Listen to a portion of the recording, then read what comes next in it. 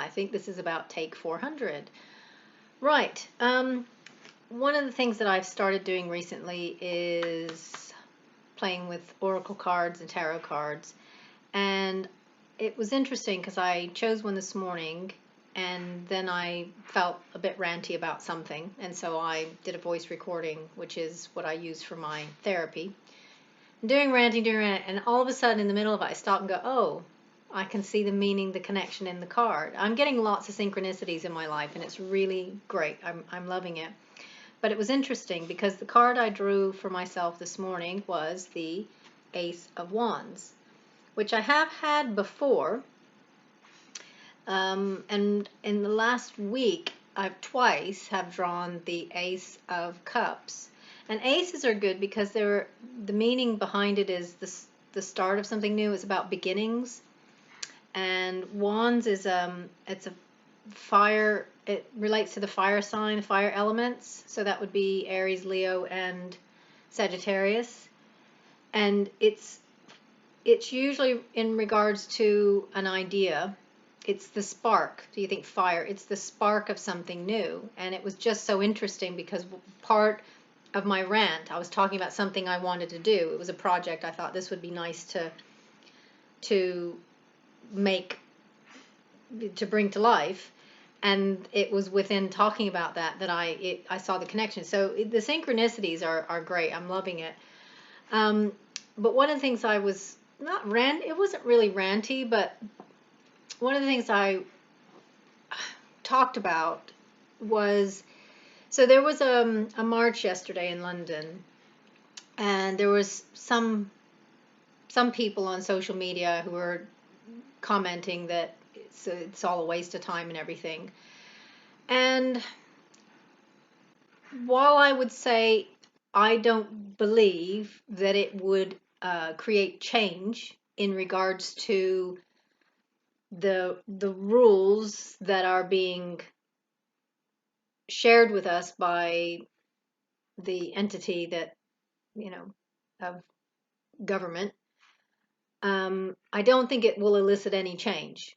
I think that entity just sit back and think, oh, let the peasants do what they want. Same with, I have a kind of same feeling about signing petitions. I used to sign them a lot, online petitions about everything. I now don't believe in them. I just think that it's busy work for us so that we feel like we're actually doing something. And but it doesn't actually create change. That's my feeling. Now, however, do I feel that there's zero value in having a march? I don't feel there's zero value. I feel there is value, because I think when, especially for people who maybe have felt isolated for the last year, year and a half, there are some people who've been going through all of this chaos by themselves, either because their friends and family aren't on the same page or because they are pretty much just solitary creatures. And so they've been dealing with all this stuff and feeling like maybe something's wrong with them or they're alone and isolated and whatever.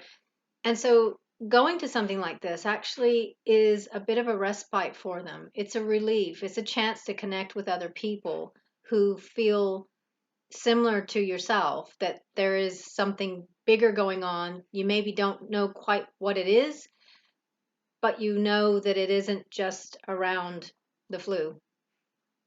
And so it's kind of, it gives you a bit of relief and comfort to meet with other like-minded people, but also it's a great opportunity to network with people and to find people that maybe you didn't realize lived in your local area, who you could start creating friendships with, and perhaps starting to share skills and things like that. Maybe you might need help with something, and when things get a little tougher, a little more challenging in your life or in your neighborhood or your community, this gives you people with a variety of skills that might be able to help you. Or maybe at some point you might be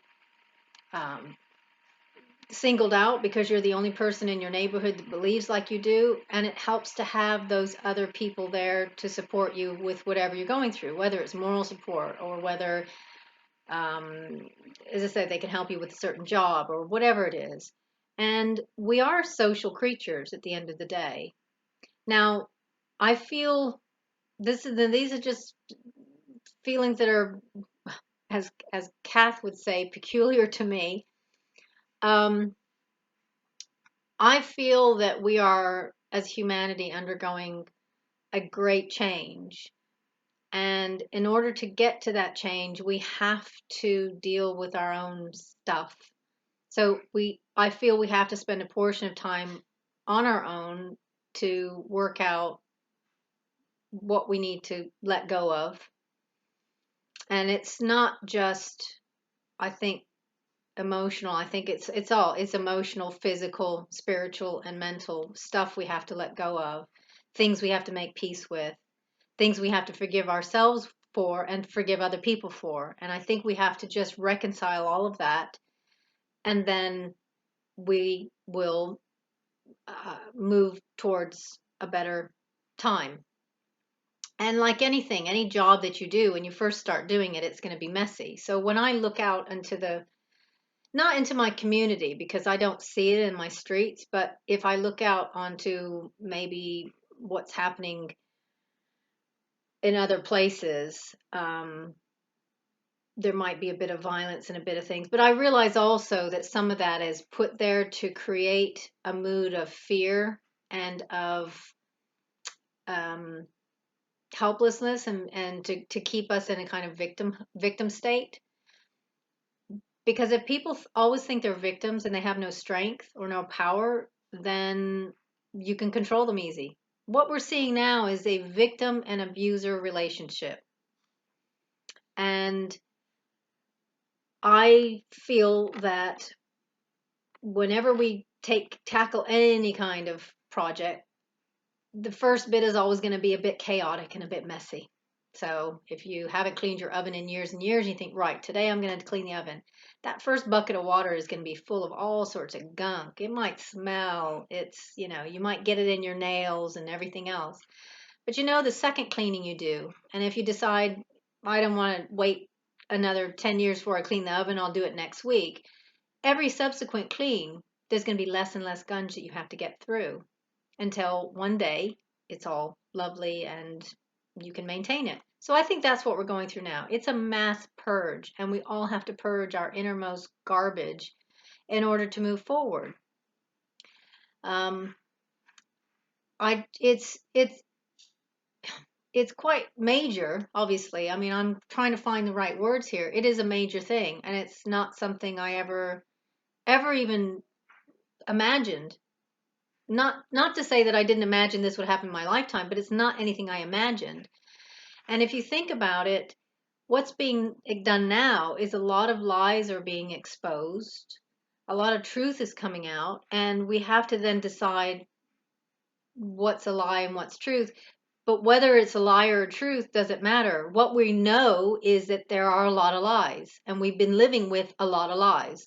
So I don't know if, you know, if there's a list of things. I don't know if 1, 2, or 3 is a lie, or 4, 5, and 6 is a lie, or whatever. It doesn't matter. All it matters, I think, is that we know that we've been living a lie, and a lot of things have not been revealed to us. And I think the biggest thing for me, what in my learning, my progression over the last not just year and a half, but over the last few years, as I've healed myself and started to grow up a little bit, is the strength I have and how powerful I am as a human being. I have a heck of a lot of strength. I wouldn't say I've had the worst life when I look at other people's challenges. And I know you can't compare your challenges to somebody else's. It's like apples and oranges.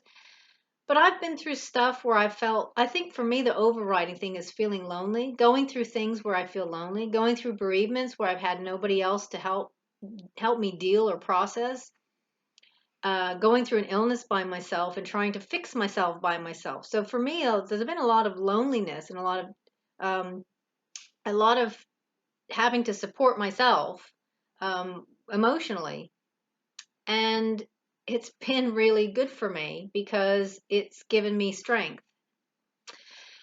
Anyway, I feel like I'm just talking in circles at the moment, but I just feel that there is value in doing things in a social way. Do I feel it's going to make the change that we need? No, I don't.